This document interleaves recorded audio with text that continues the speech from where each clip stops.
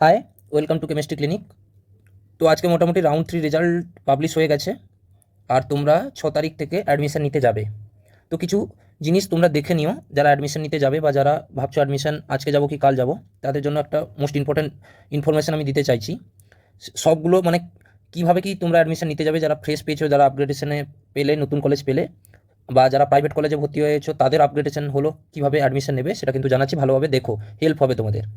সেটা হচ্ছে কি, রাউন্ড 3 রেজাল্ট যেটা পাবলিশ হয়ে গেছে, তারপর তোমরা কি করবে সেটা দেখো। যারা রাউন্ড 3তে ফ্রেশ অ্যালটমেন্ট পেলে, হয়েছে রাউন্ড 1-এ পাওনি, রাউন্ড 2তে পাওনি, রাউন্ড 3তে যারা ফ্রেশ অ্যালটমেন্ট পেলে, তাদের যদি গভর্নমেন্ট অ্যালটমেন্ট আসে, যে গভর্নমেন্ট এমবিবিএস হোক বা গভর্নমেন্ট বিডিএস হোক, তারা কিন্তু যেই কলেজে এসে সেই কলেজেই যাবে। যদি কারোর বর্ধমান মেডিকেল কলেজে আসে, তারা বর্ধমান মেডিকেল কলেজে যাবে।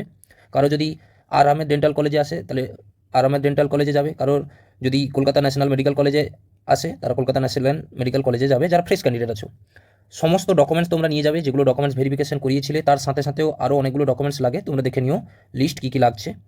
এবং সেই এবং সমস্ত অরিজিনাল ডকুমেন্টস নিয়ে যেও, সমস্ত অরিজিনাল ডকুমেন্টস নিয়ে যেও, হয়েছে। সেটা কারোর কাস্ট সার্টিফিকেট থাকলে কাস্ট সার্টিফিকেট, আরও সব কিছু অরিজিনাল ডকুমেন্টস নিয়ে যেও। এবং সমস্ত অরিজিনাল ডকুমেন্টসগুলো 2 থেকে 3 কপি করে জেরক্স করে নিয়ে যেও, নাহলে ওইখানে গিয়ে আবার ঝামেলা হবে। আর যারা কাস্ট আছো, এসসি বা এসটি কাস্ট আছো, তারা কিন্তু তাদের জন্য দেখবে, তোমরা যে হলে তোমাদের কাউন্সিলিংটা হচ্ছে, সেই হলে একটা আলাদা জায়গা আছে, মানে একটু আলাদা করে লাইন থাকবে। সেই লাইনে কিন্তু প্রথমে কাস্টের ডকুমেন্টস ভেরিফিকেশন করাতে হয়, হয়েছে। তাহলে কাস্টের ডকুমেন্টস ভেরিফিকেশন করাবে, তারপর তোমাদের চেক লিস্ট আর সেই কলেজের তোমাদের অ্যাডমিশন ফর্ম এগুলো দেবে, সেগুলো তোমরা বসে বসে ফিল আপ করে তারপরে লাইনে দাঁড়াবে অ্যাডমিশনের জন্য। কি বুঝতে পারলে কিনা বলো? চেক লিস্ট অনুযায়ী তোমরা সাজাবে, সমস্ত ডকুমেন্টস নিয়ে যাবে। সেটা তোমার অ্যাডমিট কার্ড হোক, কি বুঝতে পারলে, যেটা তোমার লেটার অ্যালটমেন্ট লেটার এসছে সেটাও নিয়ে যাবে। এবং এইসব অ্যালটমেন্ট লেটার, অ্যাডমিট কার্ড, এগুলো জেরক্স করে একটু রেখো। আর সমস্ত ডকুমেন্টস তোমরা জানো কী কী লাগছে, সেগুলোও দেখো। আর এসসি এসটিদের জন্য বা যাদের কাস্ট আছে, তাদের জন্য কিন্তু একটা আলাদা লাইন আগে থেকে থাকবে, সেই লাইনে তোমরা প্রথমে দাঁড়াবে। কিন্তু তোমরা যদি প্রথমেই গিয়ে অ্যাডমিশনের লাইনে দাঁড়িয়ে দাও, তাহলে তোমাদের ঘুরিয়ে দেবে। কোথায় ঘুরিয়ে দেবে? যারা এসসি এসটি বা যেরকম কাস্ট আছো, তাদের ডকুমেন্টস আগে ভেরিফিকেশন করাতে হবে, ওই কাস্ট সার্টিফিকেট ডকুমেন্টসটা, কি বুঝতে পারলে। তারপর তোমরা অ্যাডমিশনের ফর্মটাকে ফিল আপ করে লাইনে দাঁড়াবে। সেটা হচ্ছে ফ্রেশ অ্যালটমেন্টের জন্য। আর যাদের আপগ্রেডেশন হলো, আর তারা যদি গভর্নমেন্ট পেয়েছে, গভর্নমেন্ট, তাহলে তারা কি করবে? তারাও কিন্তু প্রথমে আপগ্রেডেশন হলো, তারা কিন্তু প্রথমে কোন কলেজে যাবে? ওল্ড কলেজে, যে কলেজে তোমরা ভর্তি হয়েছিলে, এবং সেটা যত তাড়াতাড়ি সম্ভব তোমরা ওল্ড কলেজে যাবে। এবং ওল্ড কলেজে গিয়ে একটা অ্যাপ্লিকেশন তোমরা লিখবে, সেটা বাড়ি থেকে লিখে নিয়ে যাও বা ওইখানে গিয়ে বসে লিখবে যে আমি নতুন কলেজ পেয়েছি, এই কলেজটাকে আমি মানে ছাড়তে চাইছি। তো সেই অনুযায়ী একটা অ্যাপ্লিকেশন তোমরা লিখবে, লিখে তোমরা জমা দেবে যেখানে অ্যাডমিশন হচ্ছে। কারণ কি, ওই কলেজেও যাদের কিছু ফ্রেশ ক্যান্ডিডেট অ্যালটমেন্ট হয়েছে, সেইখানে গিয়ে তোমরা ওই অ্যাপ্লিকেশন ফর্মটা দেবে। কিছুক্ষণ ওয়েট করার পর তোমরা একটা রিলিভিং লেটার তোমাদের দেবে। সেই রিলিভিং লেটারটা নিয়ে তারপর তোমরা যাবে অ্যাকাউন্ট সেকশনে গিয়ে অ্যাডমিশনের ফিজটা তোমরা ব্যাক পাবে। আচ্ছা, ওই অ্যাকাউন্ট সেকশনে অ্যাডমিশনের ফিজ ব্যাক পেতে গেলে তোমাদের একটা ক্যান্সেল চেক বানাতে হয়। তোমরা ক্যান্সেল চেকটা দেখে নিও, কি বুঝতে পারলে। তারপর ওই সমস্ত অরিজিনাল ডকুমেন্টস এবং ফিজগুলো নিয়ে ভালোভাবে দেখে নাও, রিলিভিং লেটার, সমস্ত অরিজিনাল ডকুমেন্টস এবং ফিজ নিয়ে যে কলেজে তোমরা আপগ্রেডেশন পেয়েছো বা নিউ কলেজ যেটা হয়েছে, সেই কলেজে আবার অ্যাডমিশন নিতে যাও। যদি তোমাদের হাতে সময় থাকে, তাহলে নিউ কলেজে অ্যাডমিশন কীরকম করাতে হবে তোমরা আগেই জানো, কারণ তোমরা আগে একটা কলেজে অ্যাডমিশন ছিলে। তাহলে সেই প্রসেস আবার ফলো হবে। ক্যান্সেল চেকটা তোমরা নিয়ে যেও, নাহলে তোমাদের দেখবে ফিজ পেমেন্টের ক্ষেত্রে প্রবলেম হবে, বুঝতে পারলে। তাহলে একটা অ্যাপ্লিকেশন লিখে রিলিভিং লেটার নিয়ে এসে তোমরা নিউ বা আপগ্রেড কলেজে অ্যাডমিশন নিতে যেও। আর অ্যাডমিশনের প্রসেস তোমরা খুব ভালো মতন জেনেও গেছো। চলো, নেক্সট কি পসিবিলিটি হতে পারে? যাদের প্রাইভেট কলেজে অ্যালোড হয়েছে, তারা কিন্তু যে কলেজে অ্যালোড হয়েছে সেই কলেজে যাবে না।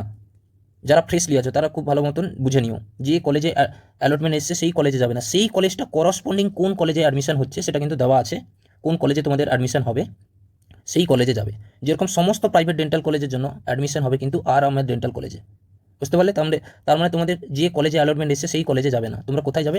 আর আহমেদ ডেন্টাল কলেজে যাবে, উইথ প্রপার ডকুমেন্টস এবং ফিজ এবং ব্যাঙ্ক গ্যারান্টি, যে যেরকম প্রাইভেট কলেজে যেরকম লাগছে তোমরা সেই অনুযায়ী যেও। এবং কী লাগছে, কি ব্যাঙ্ক গ্যারান্টি, সেটা কিন্তু প্রাইভেট কলেজের সঙ্গে একটু কথা বলে নিও, বুঝতে পারলে। ব্যাস, নেক্সট চলো, যাদের কোনো রকম সিট অ্যালটমেন্ট হয়নি আপ টু রাউন্ড 3, মানে রাউন্ড 1-এও অ্যালটমেন্ট হয়নি, রাউন্ড 2-তেও অ্যালটমেন্ট হয়নি, রাউন্ড 3-তেও অ্যালটমেন্ট হয়নি, তারা কিন্তু স্টে ভ্যাকেন্সির চয়েস ফিলিং থেকে শুরু করবে। কিছুদিন ওয়েট করো, স্টে ভ্যাকেন্সির চয়েস ফিলিং যেটা শুরু হবে সেখান থেকে শুরু করবে, বুঝতে পারলে। আচ্ছা, যারা রাউন্ড 1 বা রাউন্ড 2 কোনো কলেজে জয়েন করেছিলে কিন্তু রাউন্ড 3-তে অ্যালটমেন্ট হলো না, তাদের কিন্তু কাউন্সিলিং এখানে কমপ্লিট হয়ে গেল, বুঝতে পারলে। মানে রাউন্ড 3-তে কোনো রকম কলেজ পেলে না, কিন্তু রাউন্ড 1 বা রাউন্ড 2-তে কোনো একটা কলেজে তোমরা ভর্তি হয়ে আছো, তাহলে তোমাদের কাউন্সিলিং কমপ্লিট, তোমরা ওই কলেজটাই তোমাদের ফাইনাল কলেজ হয়ে গেল, তোমাদের কাউন্সিলিং এখানে কমপ্লিট। আর যাদের রাউন্ড 3-তে কলেজ অ্যালটমেন্ট হলো, রাউন্ড 3-তে, সেটা প্রাইভেট হোক, গভর্নমেন্ট হোক, বিডিএস যাই হোক না কেন, তোমাদের সেটাই হলো ফাইনাল কলেজ। এর উপরে আর তোমরা যেতে পারবে না, এর উপরে তোমরা স্টে রাউন্ডে যেতে পারবে না। বুঝতে পারলে? সেইটা এবার তুমি দেখে নিও ভর্তি হবে কি হবে না।